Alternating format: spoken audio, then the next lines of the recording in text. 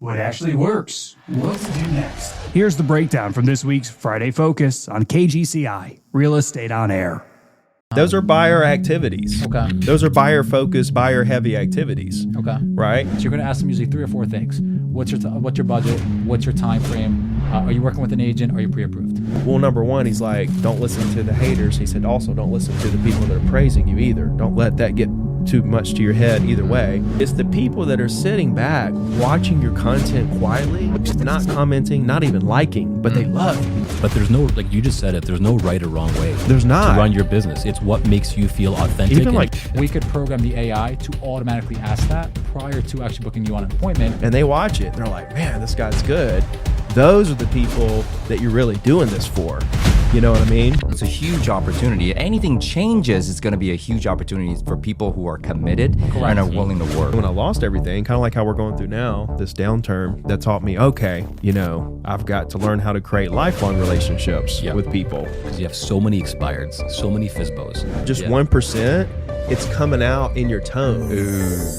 What is going on? My name is Juan Carlos Baronecci, and welcome back to another episode of the Gold Bar Podcast. This time we are going live from Las Vegas, and we are switching things up. Instead of doing a one-on-one podcast, we're going to be doing this with 4 people at the table. So the person to the left of me, as you may or may not know him, is Ricky Carruth. Sir Ricky Carruth is one of the biggest coaches in the entire industry, here to deliver value. Next to Ricky, on his left, we have Mr. John Tsai, president of EXP Canada.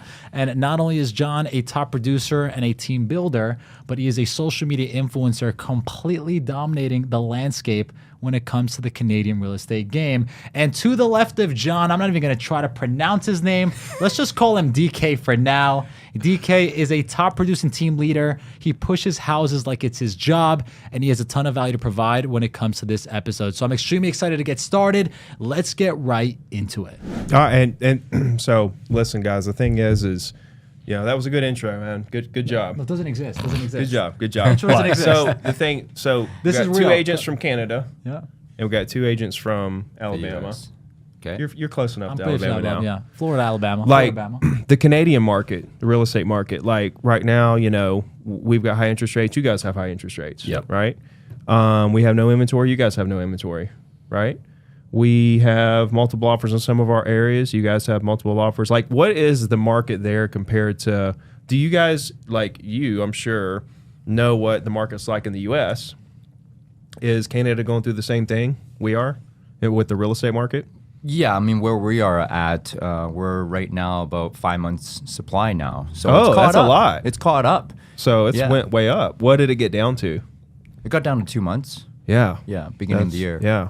Yeah, and in Ottawa, we've got over 5,000 active current listings right now. But if you go back a year ago, there was 2,000 active listings. So it depends where you're talking about. I'm in the nation's capital. So our inventory is rising dramatically. Because what happened was when COVID hit, all the builders shut down, right? All the labor shut down. And then when everything opened up, all the builders recommenced their builds. But all the people that bought those builds 2-3 years ago bought at 2%. Now that they're closing 3-4 years later, they can't close. So all the builders now have all this inventory. You got buyers that can't close because the rates are like 7-8%. And interest is high, but inventory is also rising. It's something we've never really seen. Do y'all have 30-year fixed mortgages there?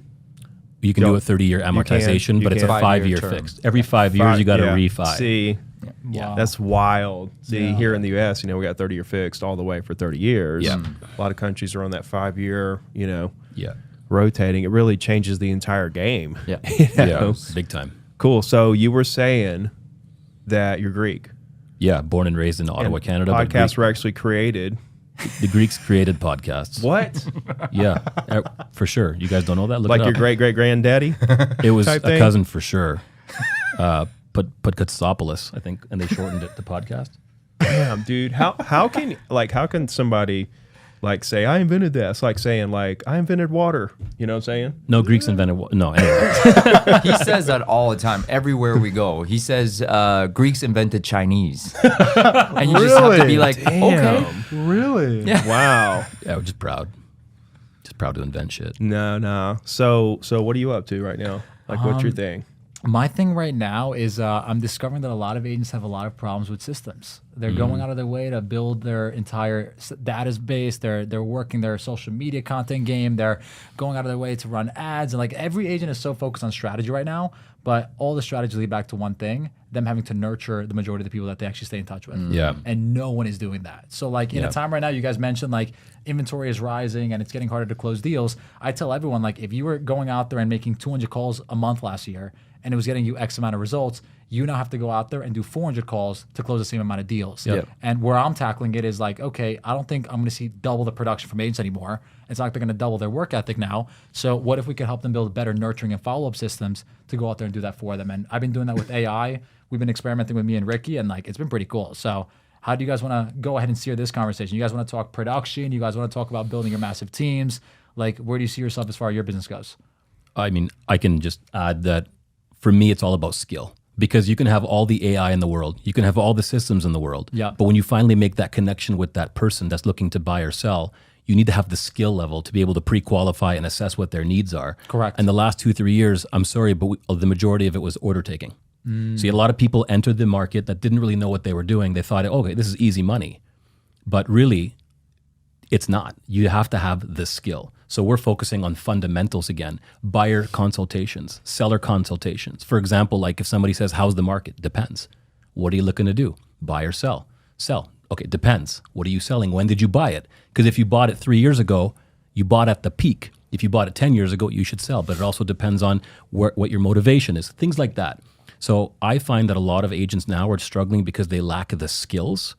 And that's really what it's all about. Because I don't care how many systems you've got, when that phone rings, if you don't know what to say and you don't know how to help that person, they're going to move on. So we're focusing Communication on skills. communication Actually talking to skills. people. Yeah. But taking care of them, showing them that you care through knowledge and giving them the stats and giving them the facts, and so they can make an informed decision. What if there was a way to train artificial intelligence to actually have those skills to qualify people for you? That would be very powerful. What if I told you I already did that? I would say, show me. You want to test it out right now? Do it live on the podcast?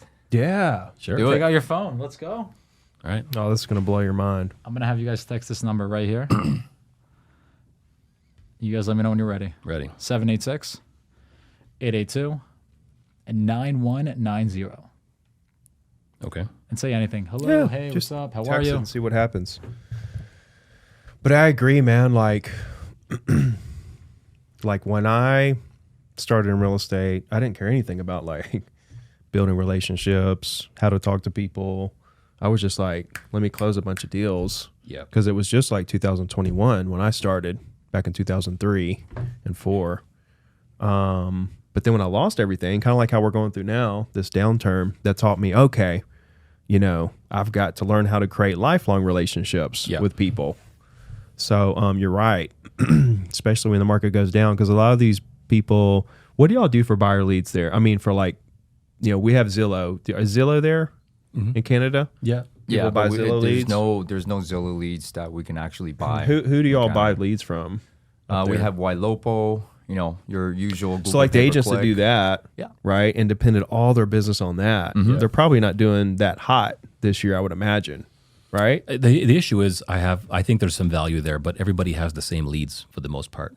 So my They team, give the same leads to everybody. yeah, for the most Oh part. wow! So it's kind Oh, of yeah. messed I up. mean, Yeah. each and every lead will register on 5-6 different websites, and that's all going to different agents. So if you are not picking up the lead within 5 minutes, you know, it's bye-bye birdie, right? So if you're on that and then you have AI on top of that, even if you have AI, when you have AI, you still need to follow up. It's already Right. doing it. Oh, yeah. I'm doing it right now. I'm having a conversation with your AI.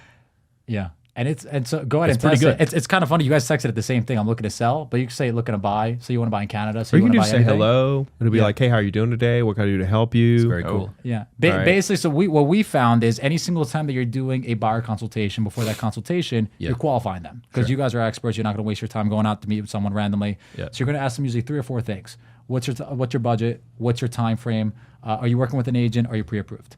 We could program the AI to automatically ask that prior to actually booking you on an appointment. And then once it books you on an appointment, it goes straight to a calendar. You have to do that regardless, one way or the other. The issue is majority of these leads end up not turning out. Facebook leads, Zillow leads, whatever they may be. They're just not good. So now we set up the automation so that if you don't want to go ahead and buy in the next 90 days, we will follow up with them for you for the rest of your life. So I am one of those people that do believe you could follow up on the automation and just get that entire process like long term to be fully automated. But I am 100% in agreement with you. Once they're ready to buy or sell, AI can't do that. AI can't take over and close. So I think closing is going to be remaining for the agents, and then AI will kind of take care of the rest.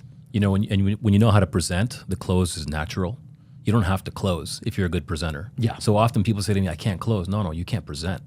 Because when you present, you don't have to close. Correct. The partners look at each other, they go, honey, what do you think? What do you think? Yeah, let's do it. You don't even ask. That when you get so good and you're so in flow, you don't have to close, bro. Yeah. They close themselves because you're presenting so well. And the real presentation is the pre-qual.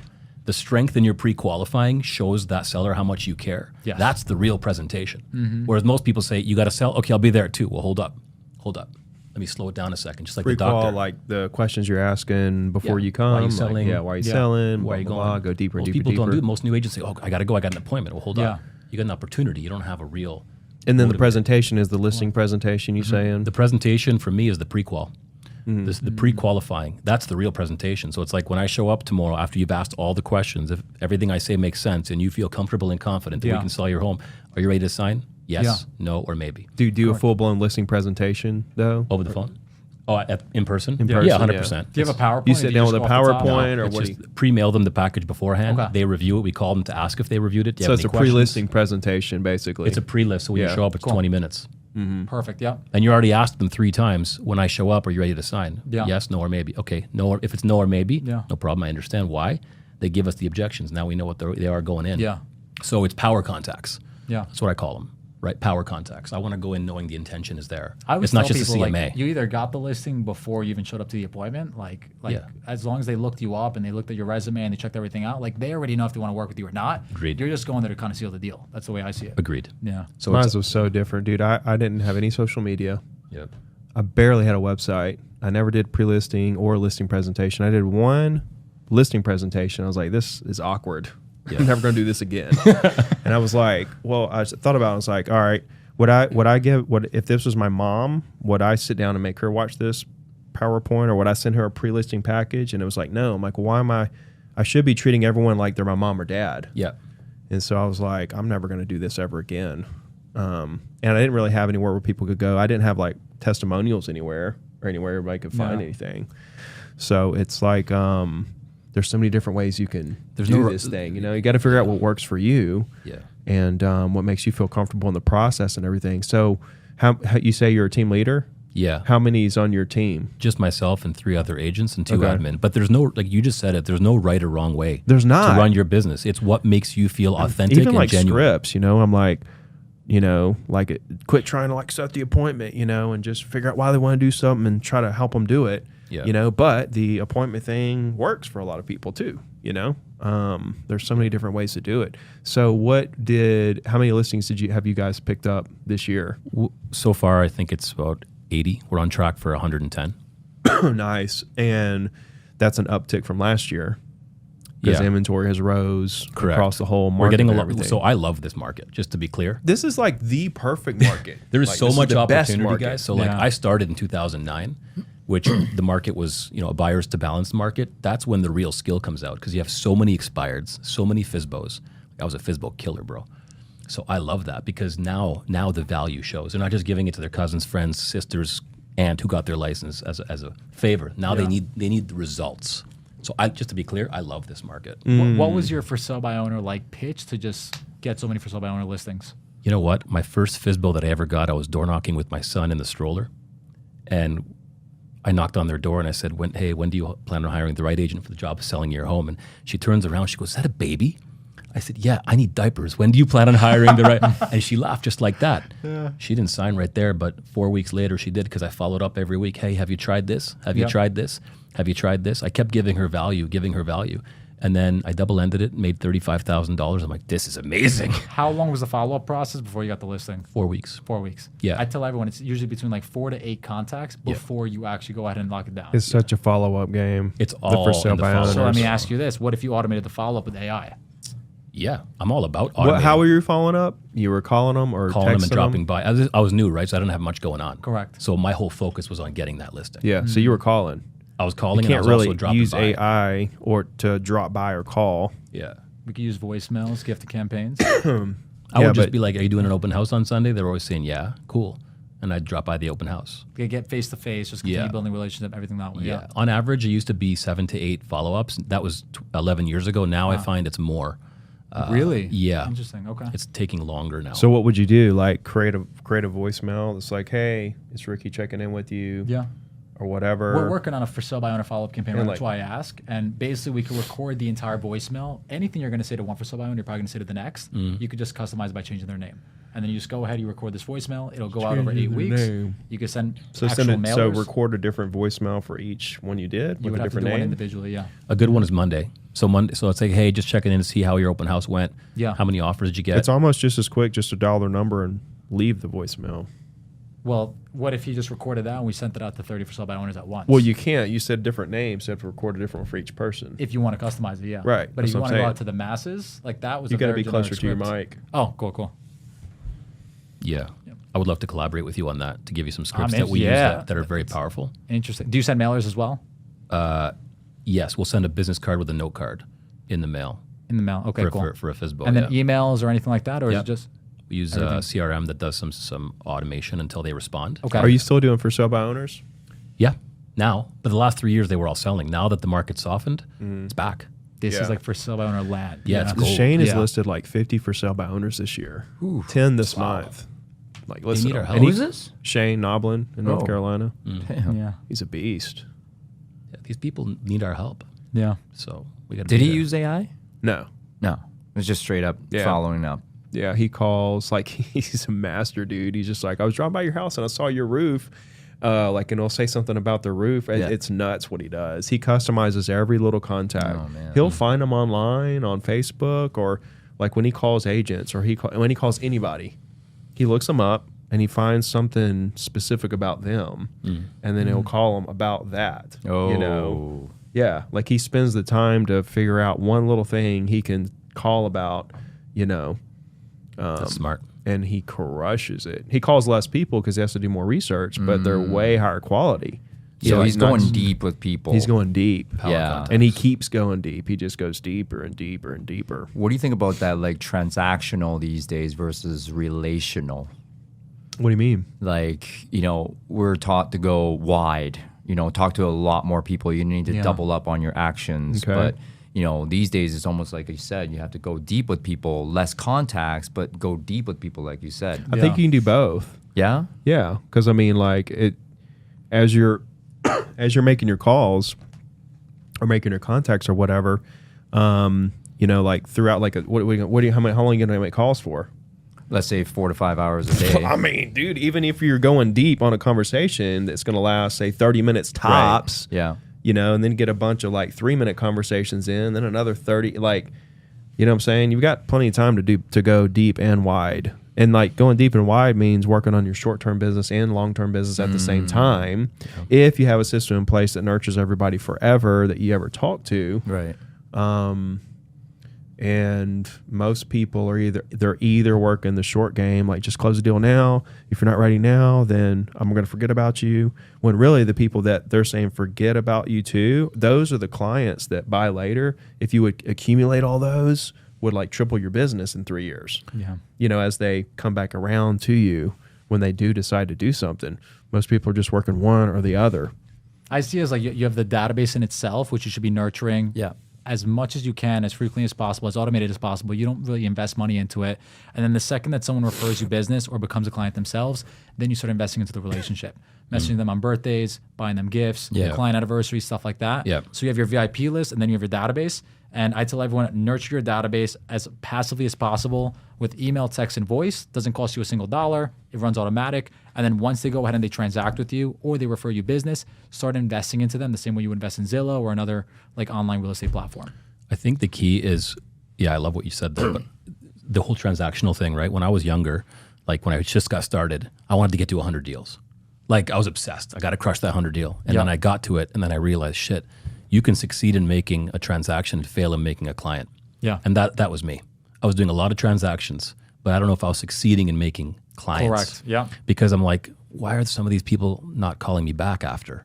So when I switched my mentality to, like John said, like making it more about, not about the transaction, make it about the person. Correct. Like I used to have team goals. For example, okay, we do 100 deals. We're all going to Vegas on my dime. Yeah. Whereas now it's complete. We don't even talk how many deals can we do. It's like how many Google reviews can you get this week? Get Nice. it? Yeah. Because Google that reviews. speaks more volumes than anything else. Correct. So, So what were you saying, like transactional versus relational? Where were you going with that?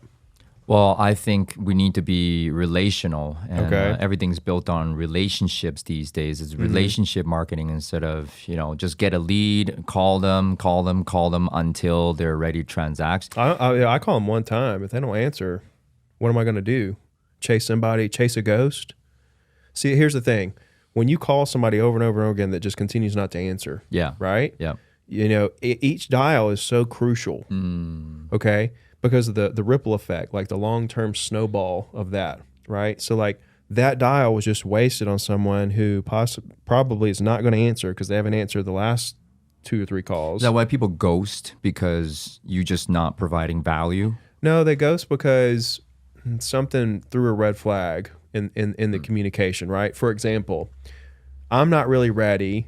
You being what should be a professional isn't picking up on the clues that I'm not ready, right? Because I'm a nice person. I'm basically kind of saying, it's kind of like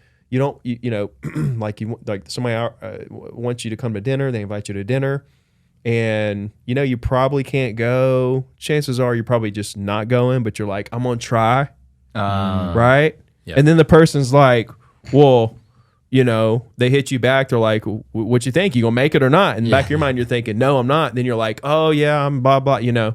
It's the same thing with clients. They kind of will kind of lead us down this road, and then we don't really pick up on that with our lack of experience. And then now we're trying to set the appointment, Right. And they're like, wait a minute, I'm not ready to do anything. Now this person's trying to get in here and make that's everything why they move real ghost. fast and go to a contract and let's set up a consultation. And I'm not even ready for any of this stuff. I'm just not going to answer the phone because this guy's weird. Yeah. He's not even picking up on what I'm saying. So he's not listening. That's one thing. Another thing is just like along the same lines, just not connecting with the person. You know what I'm That's saying? what I'm talking Like, about. just- that's what Relational I'm versus thinking. transactional. Just- You're yeah. not connecting. right. with And them. it's just like they just feel like this cold. They feel like it's just, they can feel that it's transactional Yeah. for you, even though you feel like you're articulating how much you care about them. You don't realize that 2% transactional you're trying to make it really was like stuck out like a sore thumb in the Oh, big whole time. situation. And the prospect's like, I can go find an You're not agent it. I feel 100% Comfortable with. like really has my back because there's so many agents. That's the thing. Like they feel like they can ghost an agent because there's 10 more, right here trying to talk to me too. So why, why am I going to give this a chance I want to when hear that again. You said the 2%. You think you're 98% relational, but the 2% that you're transactional gets magnified. it's the same thing with confidence. Right. Like if you're not 110% confident, then they see it. If there's 1% of you that doesn't believe like that you can sell this house or, that you're dead. confident in whatever, just 1%, it's coming out in your tone. It's coming out. You don't realize it. Yeah. You go back home to the office and you're like, what happened there? Right. What did I do wrong? They went with another agent Yeah. or they ghosted you and you're like, what happened? But you don't even realize it. But from their perspective, you're just this desperate, unconfident, transactional person. But you perceived it as this professional, relational, I'm trying to help relational, somebody. yeah. You're doing everything your coach and broker told you to do. You know what I mean? So that's where like the line is between like Yeah. people failing and not failing in this business. Especially it's in this that market. 1%, 2% lack of confidence or being transactional. I don't know. How would you advise them to slow it down and really listen then? Because most people don't. It's from volume of conversations. Okay. And like people have like hundreds of conversations and they're not quite there and things aren't clicking on all cylinders and they're like, it's not happening for me yet. It's like, keep going, get to a couple thousand, and you know what I mean? Like you just need a little more experience in front of people. I would suggest I think everybody as a real estate agent, as they're getting into real estate, like a good like full-time job while you're trying to become an agent is to serve tables. I love that you said that. To go and serve tables, because like you're walking up to people, you have to walk over there to this table, people you don't know, and greet them and basically get this conversation, this back and forth going about what they want to drink, how they're doing. Yep. It's like a perfect exercise for like a future real estate agent. I think everybody should roof houses too for about a year of their life. But I'm not going to go that hardcore with it. But yeah. So, that and reading some books on communication. So I love what you said, because I'm Greek, come from the restaurant background, right? But I did retail. When you do retail or in the restaurant business, what do you have to do? Talk to people. People want to deal with people that are like them, and people want to deal with people that they like. Knowing that, you got to work on your versatility. Because otherwise you're only going to get 25% of the people who are like you. But the problem is there's 75 of the people are nothing like you. So the chances are, well, number one, you can't motivate anybody who's not motivated. So if they're ghosting you, it could be they're just not motivated. And they see that you are going to get the job done. So maybe they're like, shit, this guy's going to actually get my home sold. That's exactly what I'm saying. It's like they basically are saying, I don't want to sell. Yeah. You're not picking up on the cues. Yeah.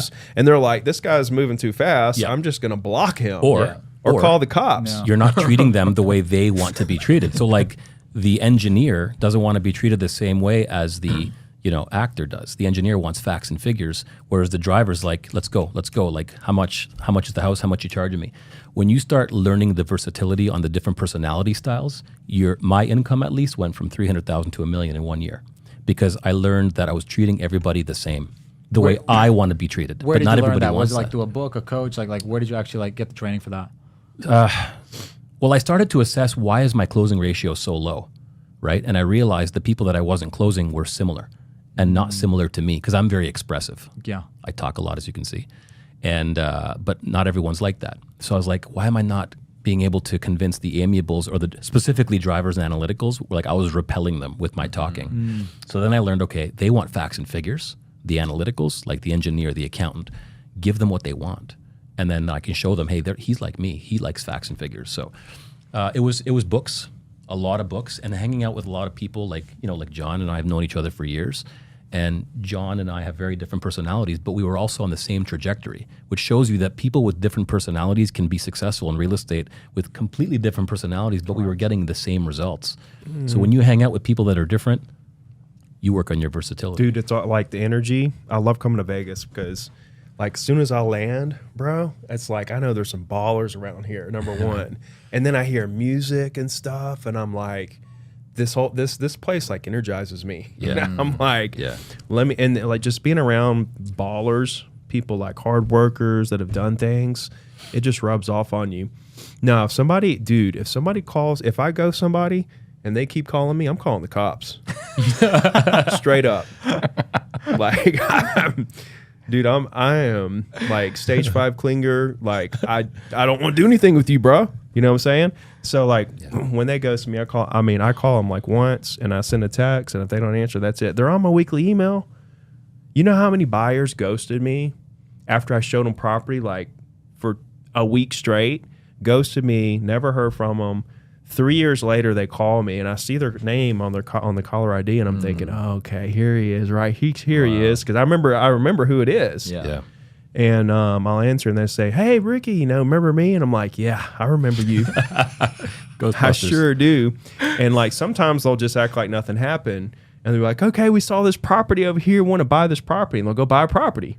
And then sometimes they'll be like, hey, I just want to, say, if you don't want to work with me, that's fine. I'm sorry for whatever. Yeah, some of them have said that.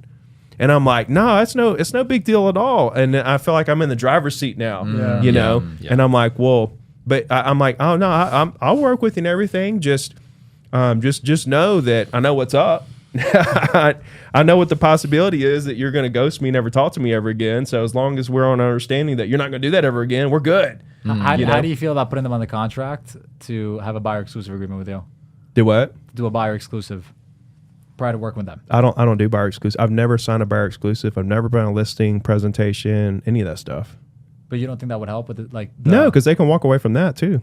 Yeah. They can walk away from that anytime they want to. So all that's going to do is put a wedge in between the possible relationship, saying, hey, we're friends because you're signing this piece of paper. Hey, I'm going to help you because you're going to sign this piece of paper.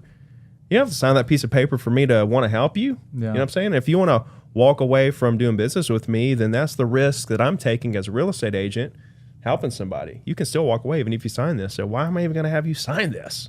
You know what I'm saying? No. And everyone's trying to get him to sign that paper, right? Not me. And I tell people, I'm like, why? It's like the amount of clients you'll lose. Let's say you lose 10, 15% of the buyers that you put that in front of because you did that. You know how many millions of dollars that is over the course of like 5, 10, 15 years in your business that you lost because of that motion, where if you wouldn't offer that and just helped everybody do everything, the ones that are going to go use somebody else are going to go use somebody else, no matter if there's a piece of paper signed. It's not going to stop anybody. Yeah. So in Canada, they're changing the law in a couple of months where if you don't have a buyer contract with a buyer, you can't show them another agent's I home. think there's some states here that are like that. It's like mandatory. Interesting. Okay. It's new. Aren't there states here that do that? Not that I'm aware of, no. I was, or you know how agents are. I'll say, don't do buyer agents agreement. And they're like, our state makes us do it, when probably don't even make them do it, just because they want to get me. But, it may or may not. But dude, if it's a law, that's a whole different thing. Yeah. It's like, hey, I'm sorry, but you got to sign this for me to be able to show. That's different than it's my option, Yeah.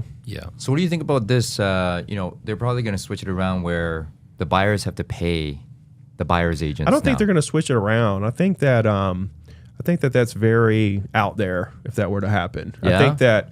I think that the lawsuit is this happening in Canada too, or just here? Mm-hmm.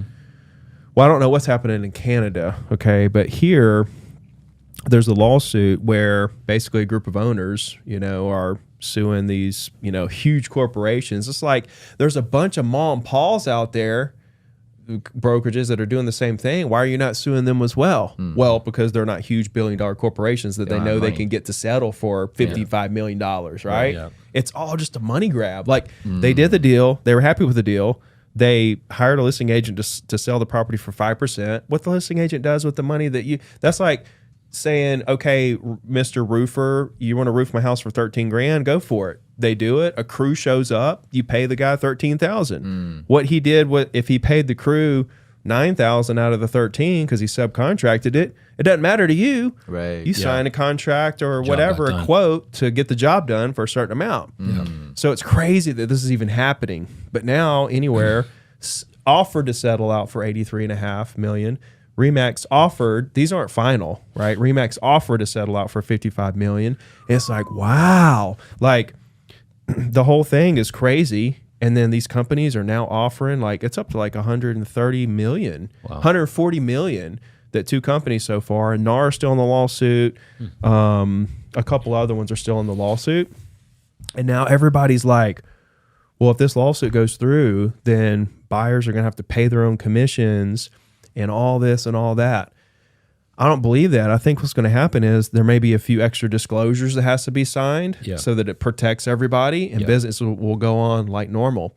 If worst case scenario happens and buyers do have to pay the buyer agent fee, who cares?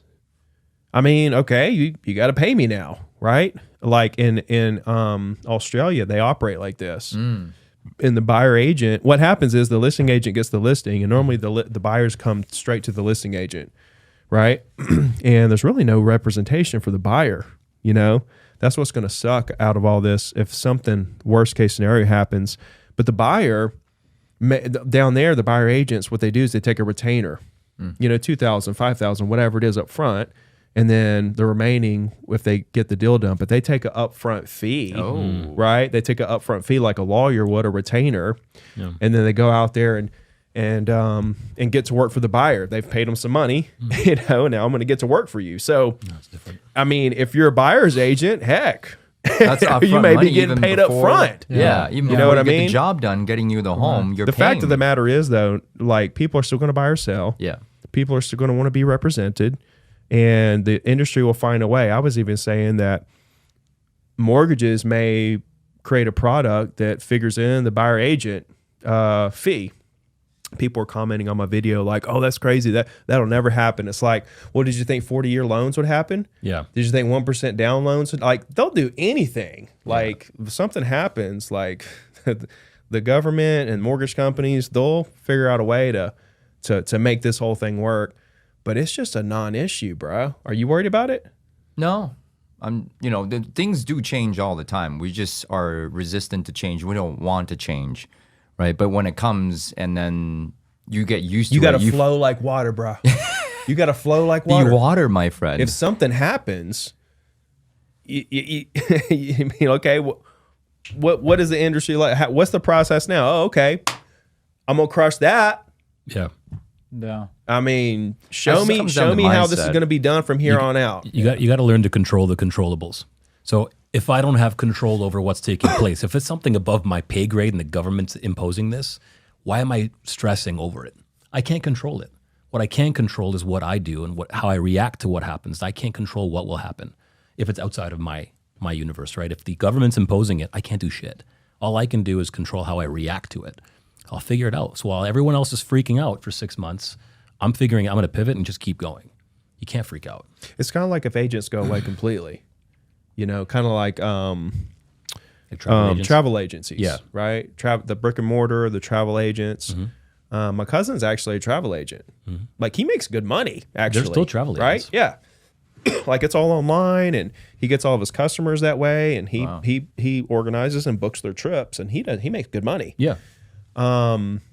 But there's a lot less of them, right? And it's a completely different industry. Yeah. And this, that, and the other. But there should be less of them. If you're not good at it, get out. Well- I'm Greek. Born and raised in Canada, but I'm Greek. We've right? made that super clear. Well, hold up. I got a point. My point is, I went to Greece for a month. I hired a travel agent. Why? Because I'm too busy. I don't know every island in Greece. I don't know all that stuff. So Yeah. I even hired a travel agent because I'm too busy. And he's there. He's local. And he figured it all out. We paid him a fee and we were happy to. Yeah. So I think that right there, the fact that travel agents still exist on a smaller scale, of course, but you have to understand the ease of booking a trip online it's not the same process as buying a house. Yeah. I don't see that ever happen. But if it did, where did all the travel agents go that got out of the business? They got Real into real estate. estate. That was an easy one. you teed that up. I don't think so. They might have, but the point is they went off and did something else productive, especially the ballers, the hustlers, the ones that You think the ones that are in the business right now are making more money than the ones that were killing it before? Like of like the few remaining one. I do because you've There's got way more market share now digital for them. marketing. Yeah. You've got way more market share. Yeah. Right. Digital marketing, way more market share. You know what? It's probably a growing industry. Like I bet you travel agents, like the number of travel agents is actually like it went away and now it's settled out. And I bet you the number of travel agents are actually growing now. I bet you. Well, listen, traveling to me is a nightmare. Like if I have my assistant do it or I have Gio try to set it up, like just the time, it takes like an hour. Hotel, flight, car, everything, like, but organizing the entire thing. Yep. If there's a way where they could actually save you money, which in essence your time is money, right? Yep. Why wouldn't you hire one? Like, hey, we're making a pretty good argument for the travel agent, you know? So Yeah. I don't think agents are ever going away. yeah. I think there's always going to be people that But need if good they agents. do, bring it on. Yeah. You know what I mean? Like Yeah. I'm ready for agents. Like that's like the market. I'm like prices aren't going to go down. Prices are going to keep going up. And buy houses. And people are like, oh yeah, this is going to age real well. Well, I'm going to save this video forever, and I'm going to show you when the market crashes and stuff like that. And I'm like, you don't get it, bro. Like if prices go down, you know how much money I'm going to make? Like I'm not saying prices are going to stay or go up because that's what I want to happen because that's going to make me more money. Yeah. No, if prices go down, you know how much money I'm going to make? I welcome the prices. If you go through a 2008, you're not scared of nothing when it comes to the real estate market, number one. Yeah. But like, how many buyers do you have right now that are waiting on prices to come down? Countless. It's the Countless. same buyers that didn't get in because they didn't want to compete, and now they're waiting. Yep. Now they're waiting because they're waiting for prices to go down. Exactly. Yeah. Keep waiting. Exactly. But think about how many people are sitting there waiting on prices to go down. Yeah. Okay. Now all these people saying crash is going to happen. They've been saying it for 2 or 3 years. Yeah. Right. Everything keeps doing phenomenal. except for the amount of transactions and the monthly mortgage payments and stuff like that. But just think of how crazy it would be if prices come down, like how crazy your business would be. It would skyrocket. It would be insane, It dude. would be It would insane. skyrocket. You know, so like these people are talking or act like, I'm trying to pump the market up and that's all I want. It's like, no, you don't even get it. Like This is what I see when I open up my phone every day. The ooh gets longer and longer. Yeah, it does. The woos get longer. What's the longest ooh you've ever done? I was gonna do one where it was just that the whole time. Yeah, one reel should just be the ooh. Wait, can you do it right now? I want to hear. That's do, what I do you should prep do. for it? Do you do like an inhalation? Like you ever hold your breath underwater? You kind of do like. Yeah. Do you like prep for that? Is it like a Terms Wim of- Hof we need to training? we need to film it, like film me doing it. We should Like, all Do it one of right these now. You got 3 films. cameras Yeah. on you. We got the. Lead us in a woo. Yeah, I'll lead us out on a woo. Yeah. Yeah. We'll end the podcast on a ooh. That was a bit. Let me see. Yeah. No, it's funny. I was in bed. It was like 9:30 at night. I'm scrolling. I'm like next to my girlfriend, and like literally the entire like thing. It's just pitch quiet. And all you hear is ooh. She's like, what are you watching? She thought you were watching so porn or bad. something? What are you watching? Oh my goodness. Let's see if there's any good articles out. I haven't done one in a minute. Is that Hello Kitty on your phone? What's on Yeah. your phone? Cool. Yeah. Actually, my daughter put this on at church like 3 weeks ago. They must have like some crazy glue they put on that stuff. Anyway, yeah. I'm gonna find. So, John, what do you tell a buyer agent that's on your team that's closing 50 transactions a year, 100% buyer based? What do you tell them if it does go in that route, if they collect their own commission? If it what? If they have to like actually collect their own commission, if it goes that route? If it goes that route, yeah, then we just have to up our value at the end of the day. And I would say the same thing. Like, a lot of buyers agents at that time will probably drop out of the business. Oh, it's over.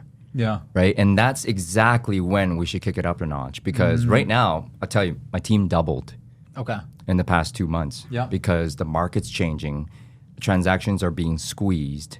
So they all need help. Yes. Right, so it's a huge opportunity. Anything changes, it's going to be a huge opportunity for people who are committed and are willing to work. So I think I would tell that buyer's agent, just say, hey, just keep your head down, keep moving, and you're going to see people quiet quitting or quitting altogether, and that's your opportunity to take market share. Yeah.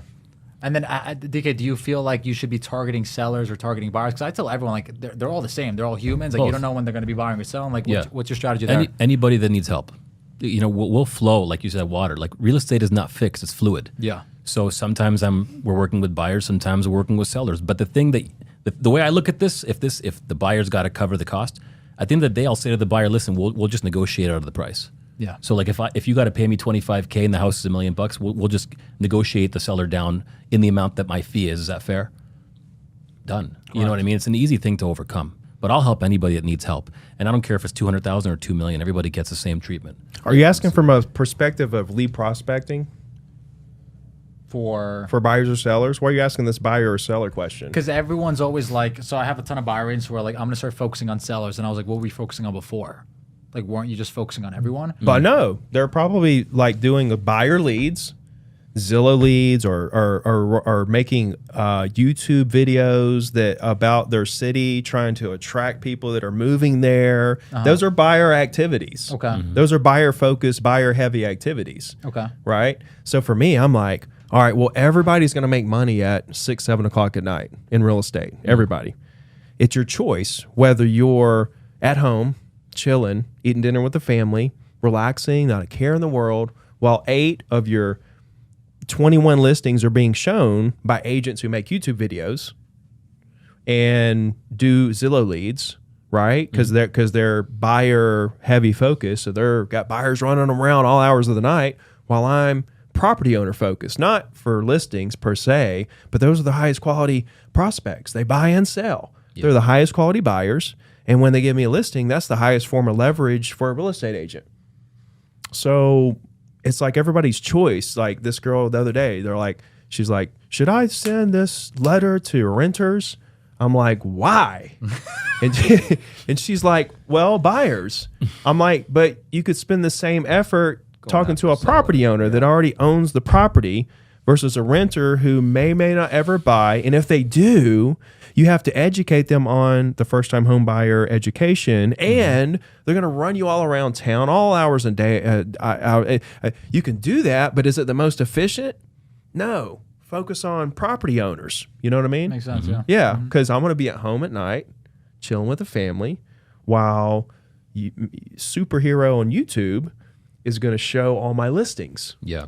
What are your thoughts on people going big on YouTube? I mean, you got the Levi. If they do it, guys. if they do it for the purpose of trying to get listings, Yeah. and trying to attract property owners, right? So, for example, if you take your YouTube and you make great videos that get great engagement, number one, around your listings to try to attract a buyer for your specific listing, and B, to use the data and analytics on the back end to impress the seller on your next listing. How many hits I got? And Yeah, like everything I'm that. getting, I'm getting 20,000 views a month on my YouTube, and I'm hitting, 5,000 profiles a month on Instagram, and I'm going to be pushing your property on my platform.